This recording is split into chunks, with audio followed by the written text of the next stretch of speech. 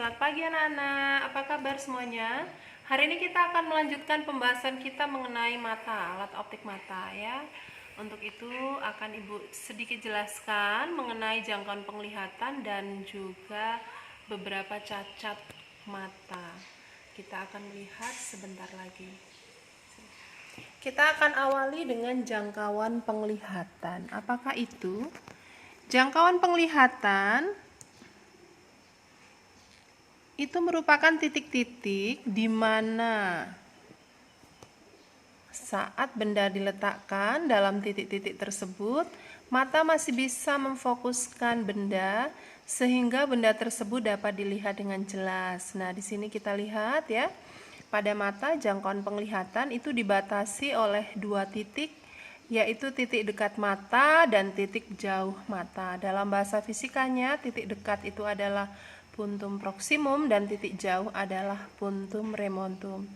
Perhatikan untuk mata normal, jangkauan penglihatannya terletak pada titik 25 cm untuk titik dekatnya, dan untuk titik jauh mata adalah pada jarak tak terhingga seperti ini. Nah, ini adalah gambaran proses pembentukan bayangan. Yang atas itu untuk mata melihat benda-benda yang sangat jauh. Lensa matanya akan berada pada posisi paling pipih.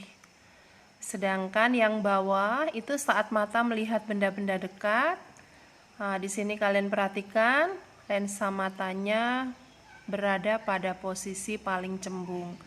Nah, proses memipih dan mencembung lensa mata supaya semua bayangan yang dihasilkan oleh benda jauh ataupun benda dekat jatuhnya tepat di retina, namanya adalah proses akomodasi mata. Jadi nanti kita akan mengenal mata berakomodasi maksimum, yaitu pada saat lensa mata cembung maksimal melihat benda-benda yang berada pada titik dekat mata kita, dan mata tidak berakomodasi, yaitu terjadi pada saat lensa mata rileks, posisinya paling pipih, di mana saat kita melihat benda-benda yang berada di jauh tak terhingga. Itu untuk jangkauan penglihatan. Nah, jangkauan penglihatan ini bisa menyebabkan gangguan. Ada gangguan yang menyebabkan yang namanya cacat mata. Kita akan mempelajari 3 cacat mata yang berhubungan dengan jangkauan penglihatan, artinya berhubungan dengan titik dekat dan titik jauh. Apa saja? Yang pertama adalah rabun jauh atau miopi. Rabun jauh atau miopi di sini bisa kita lihat seringkali terjadi pada anak remaja. Titik dekatnya bergeser, tidak lagi berada pada posisi 25 cm tetapi lebih kecil. Dapat melihat dengan jelas pada jarak kurang dari 25 cm. Tetapi biasanya tidak bisa melihat benda-benda di jauh tak terhingga. Nah, di sini perhatikan ya, gambar yang pertama. Pada saat ada benda di jauh tak terhingga, lensa mata tidak bisa memipih secara optimal, sehingga bayangan benda yang berada di jauh tak terhingga akan terbentuk di depan retina. Untuk itu harus dibantu dengan menggunakan lensa kacamata yang berlensa negatif atau lensa cekung seperti ini. Perhatikan, setelah menggunakan kacamata berlensa cekung, ternyata bayangan yang dihasilkan dari benda-benda di jauh tak terhingga jatuhnya tepat di retina, sehingga dapat terlihat dengan jelas. Itu untuk miopi. Nah, seperti ini ya, jangkauan penglihatan untuk miopi. PP-nya kurang dari 25 cm, kemudian PR-nya tertentu. Persamaan yang digunakan untuk menghitung kuat lensa kacamatanya adalah menggunakan persamaan lensa tipis. Nah, ini seperti ini. Dengan P, kuat lensanya 1/f, F-nya dalam satuan meter. Kalau F-nya dalam satuan sentimeter, berarti kita menggunakan 100/f. Itu untuk miopi. Cacat mata yang kedua, rabun dekat atau hipermetropi. Biasanya diderita oleh orang yang sudah berumur ya. Cirinya adalah saat membaca atau melihat tulisan tanpa menggunakan kacamata, tulisannya dijauh-jauhkan dari matanya. Itu ciri dari penderita hipermetropi. Nah, di sini penderita hipermetropi dapat melihat benda yang jauh dengan jelas, tetapi tidak bisa melihat atau membaca pada jarak baca normal. Kenapa? Karena lensa matanya tidak bisa mencembung secara optimal. Nah, seperti ini, perhatikan. Saat membaca, bayangannya jatuh di belakang retina karena lensa matanya tidak bisa mencembung secara optimal, sehingga harus dikoreksi atau dibantu dengan menggunakan kacamata berlensa cembung. Nah, setelah dibantu dengan kacamata berlensa cembung, bayangannya tepat jatuh di retina. Ini untuk hipermetropi. Jangkauan penglihatannya seperti ini.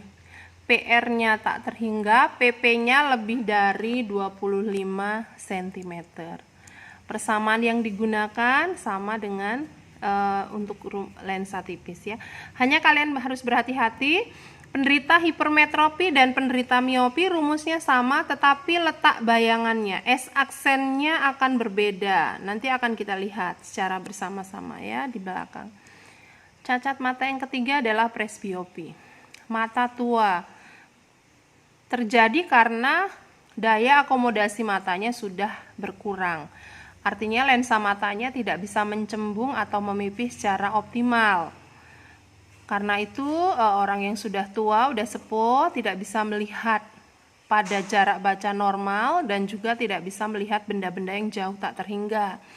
Sehingga kacamatanya harus menggunakan kacamata bifokal. Lensanya lensa rangkap. Nah, kacamata berlensa ganda artinya memiliki lensa cekung dan lensa cembung. Lensa cembungnya digunakan untuk membaca, lensa cekungnya digunakan untuk melihat benda-benda di jauh tak terhingga.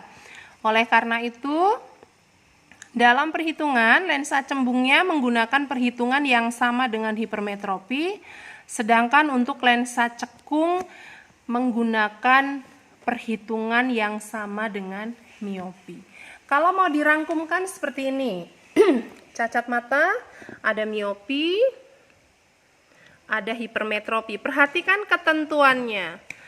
Untuk miopi, S-aksennya di min titik jauh penderita, S-nya di jauh tak terhingga. Untuk hipermetropi, S-aksennya di min titik dekat penderita, S-nya pada jarak baca normal. Nah, untuk mata tua, lensanya seperti ini. Ada lensa positif untuk membaca dan lensa negatif untuk melihat benda-benda yang jauh. Lensa positifnya menggunakan ketentuan hipermetropi, yang ini. Sedangkan lensa negatifnya menggunakan ketentuan miopi. Nah, contohnya akan saya berikan contoh untuk penderita presbiopi. Nah, seperti ini soalnya. Ada seorang penderita presbiopi memiliki titik dekat 50 cm dan titik jauh 100 cm. Tentukan kuat lensa kacamata bifokal yang harus dia gunakan supaya dapat membaca pada jarak baca normal dan melihat benda di jauh tak terhingga dengan jelas. Nah, untuk penyelesaiannya kita selesaikan satu-satu. Ada dua lensa yang digunakan, lensa cembung dan lensa cekung. Ketentuan lensa cembung menggunakan ketentuan hipermetropi sehingga S-aksennya sama dengan min titik dekat 50 cm. S-nya jarak baca, karena tidak diketahui di soal kita gunakan jarak baca normal 25 cm. Sehingga kuat lensanya bisa kita hitung seperti ini. Cari dulu jarak fokus lensa Pakai rumus lensa tipis 1/f sama dengan 1/s ditambah 1/s aksen. Diperolehlah nilai jarak fokusnya 50 cm sehingga kuat lensanya plus 2 dioptri. Untuk lensa cekung menggunakan ketentuan miopi. Nah ini. S aksennya min titik jauh, min 100 cm. S-nya tak terhingga, maka jarak fokus lensanya seperti ini menghitungnya. Ditemukan min 100 cm, kuat lensanya min 1 dioptri. Jadi soal ini akan menghasilkan pasangan lensa yang digunakan untuk bifokalnya adalah plus 2 dioptri dan min 1 dioptri. Oke anak-anak, hari ini cukup sekian ya pembelajaran kita mengenai mata dan cacat mata. Kalau ada yang ingin ditanyakan, silahkan bisa melalui chatting langsung ke Bu Hela atau melalui classroom yang ada di handphone kalian masing-masing. Selamat pagi, tetap sehat, dan stay at home, belajar, bekerja, berdoa, dan beribadah dari rumah. Terima kasih.